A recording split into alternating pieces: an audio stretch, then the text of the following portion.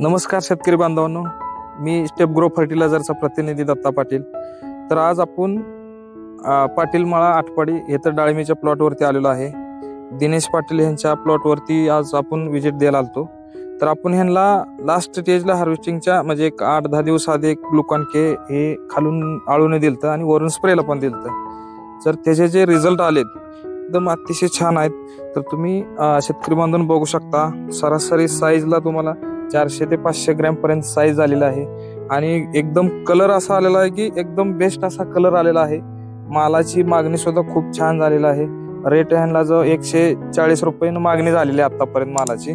आणि तुम्ही बघू शकता एकदम साईज, हो का, एकदम साईज वगैरे एकदम मजबूत, एकदम कलर शायनिंग ग्लेजिंग एकदम मस्त येते।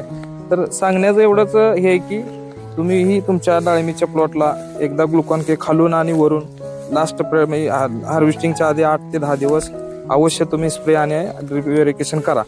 तुम्हाला जे रिझल्ट एकदम छान येतील। आणि अजून काय माहिती हवी असेल तर आमच्या चॅनलला सबस्क्राईब करा, कॉन्टॅक्ट करा, तुम्हाला अजून ॲडिशनल माहिती दिली जाईल। धन्यवाद।